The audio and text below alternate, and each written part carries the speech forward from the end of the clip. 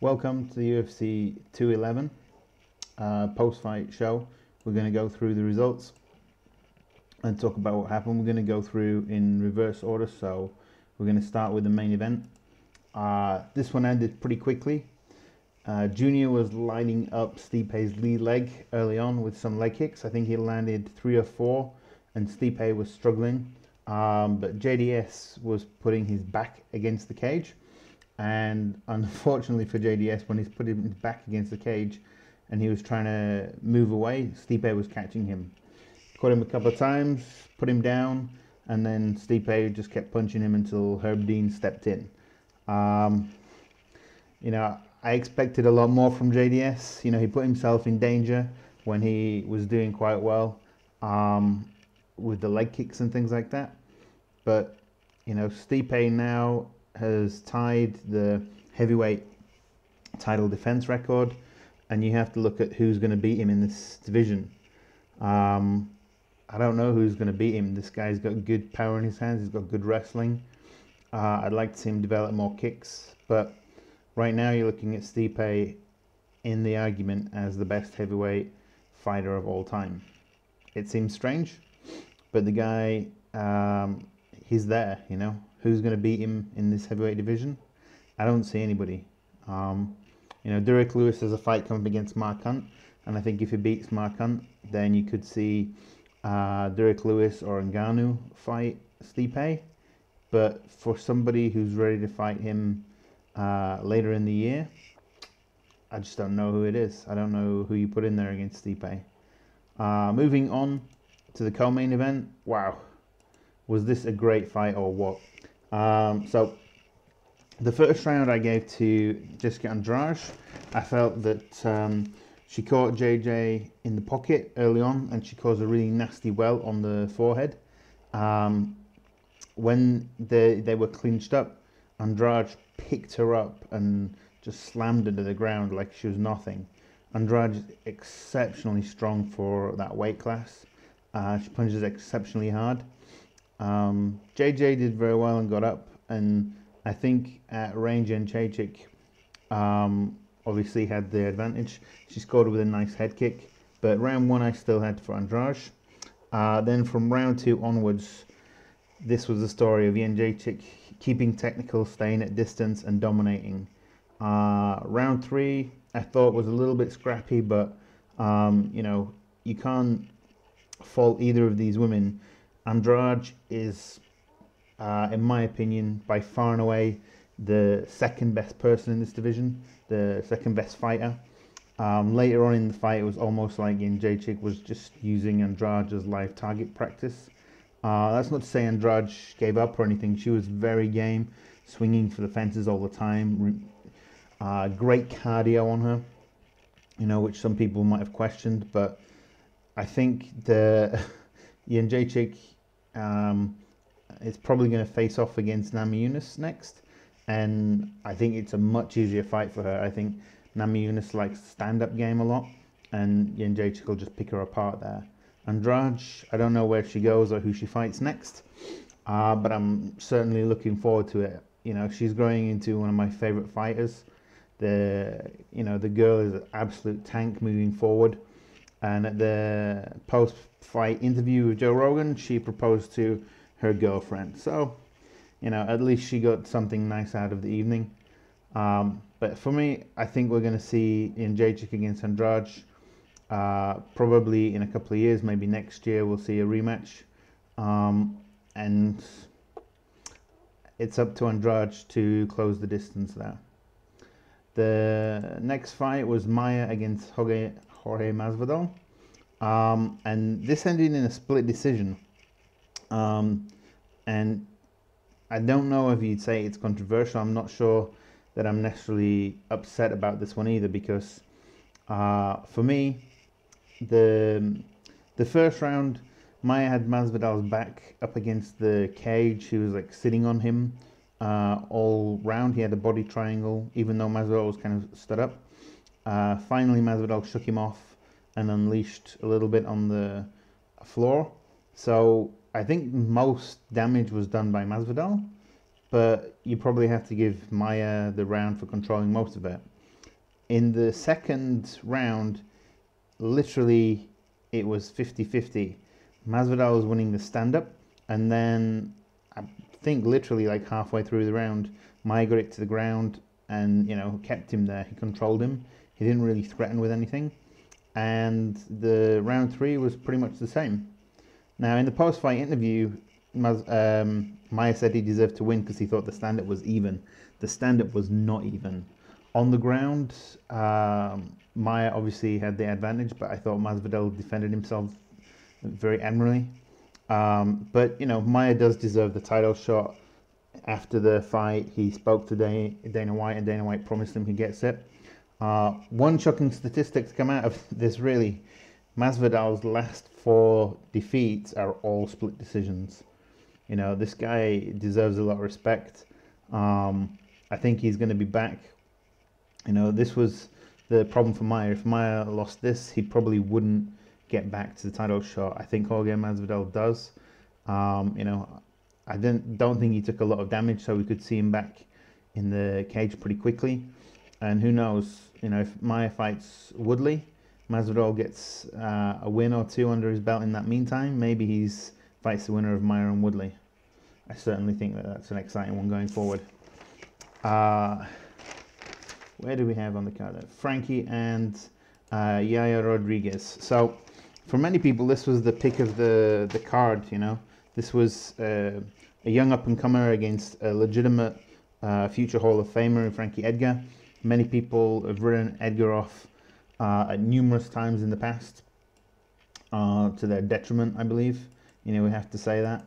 I think that the first round was exactly how I predicted it. I said Frankie would win by ground and pound. Frankie took him down, ground and pounded him. Yeah, he was really active off his back, and I think that has really raised the stock. You know, Frankie hit him with something that caused the left eye to swell, really nasty. And at the end of the first round, they could have stopped this.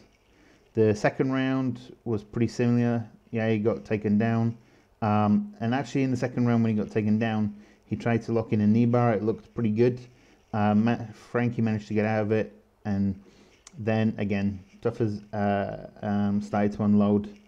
But Yair has proved his toughness, and he's proved how good he is on the ground. He's certainly not a chump on the ground.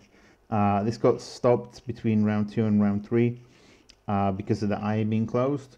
But I think this is one of those fights where the stock of both guys goes up. Now, Frankie Edgar, if Max Holloway beats Aldo, Frankie's the next guy to get the fight. If Aldo wins, sadly for Frankie, I don't think he gets another shot at Aldo so quickly. But I don't know what you do with Yair at this stage. You know, maybe give him some other guys in the top 10. But I think Yair is a legitimate contender in the future. Maybe give him Lamas, something like that. Because I think outside of Edgar, Holloway, and Aldo, Yair beats everyone in the division. Maybe we've seen, you know, a way to beat him now. You know, if you take him down, maybe Chad Mendes when he comes back. If he comes back, would be a really interesting fight for Yair. See how he does against a real high-level wrestler. But, you know, props to Frankie. He's thereabouts again for the title, which he always is. You know, so that was a really nice fight. It was a good one.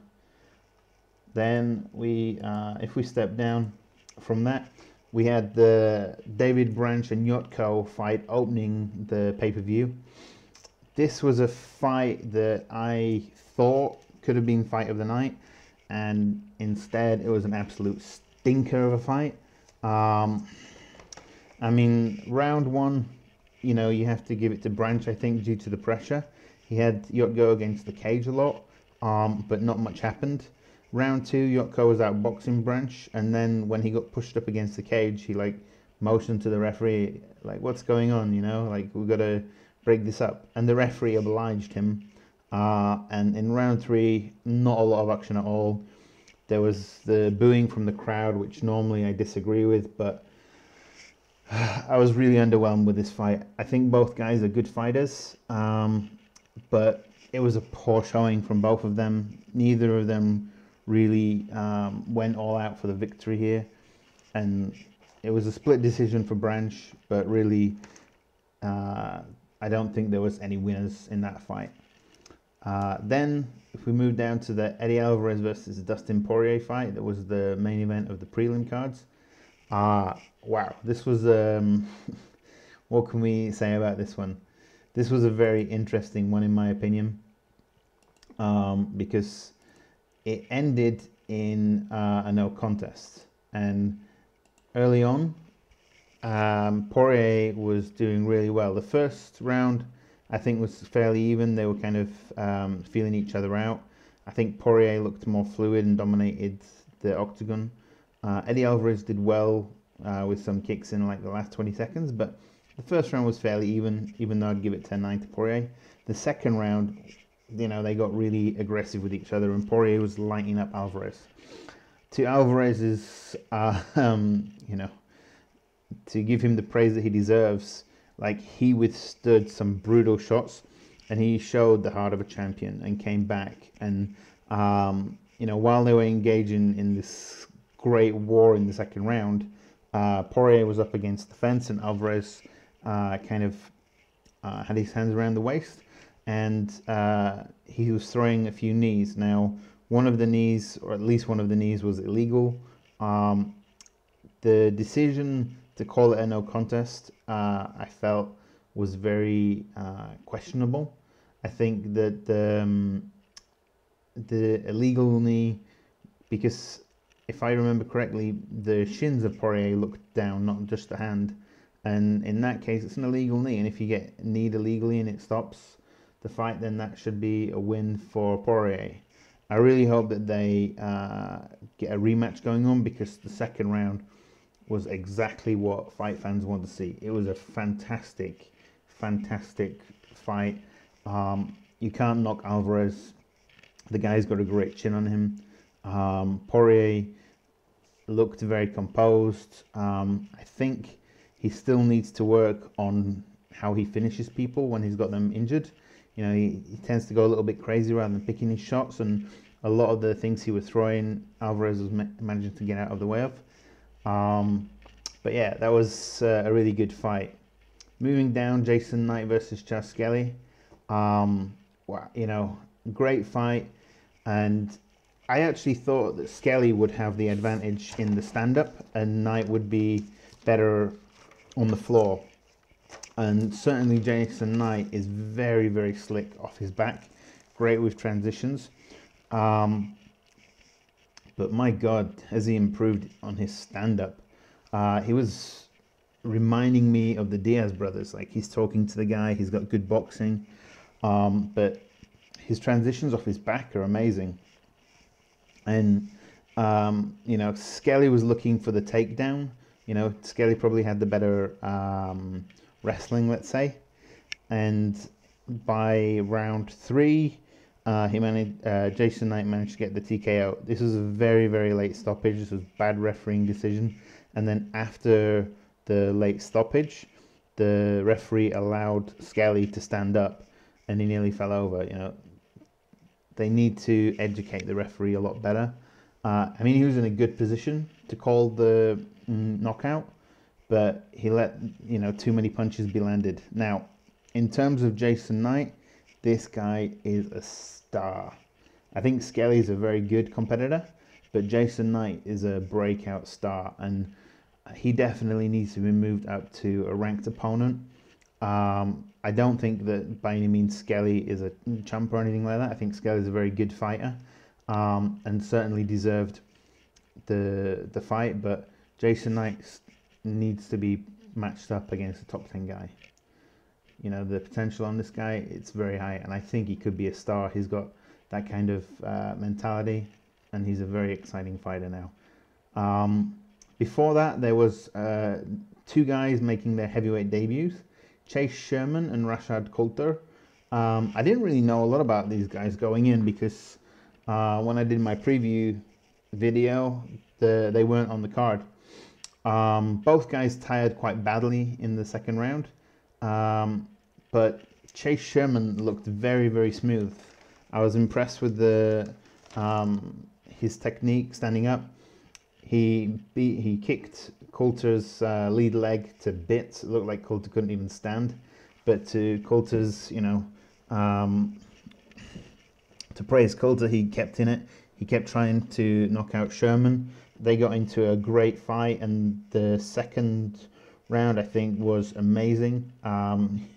You've got a lot of really good fights there. Alvarez and Poirier second round, and Sherman and Coulter second round are two to find new viewers, to find a lot of new fans. And I think Coulter, he looked to me like if he trimmed down a little bit, if he got better strength and conditioning coach, he could probably make light heavyweight, and that might be a better decision for him because he was looking too short, I think. But Sherman looks really good. When we need better heavyweights or more heavyweights, I think Sherman's a really good addition. I was impressed with both guys though, so I think that's a definite win for the UFC. That was a good fight. And before that, we had the prelim cards on FX. Was the Texecutioner, James Vick. Yeah, you gotta love the Texecutioner. So James Vick is now 7-1 in the UFC, and he won this early by TKO. He's very good off his back. He's very good technically. He's a tall guy, and Marco Polo Reyes, he's a respectable fighter. But for my money now, the UFC has to get behind James Vick, try and promote this guy. He's a good lightweight. Again, this is somebody who needs to get in the rankings and get ranked opponents to really see how good he is. The progress he's making in his last few fights, though, super impressed with this kid.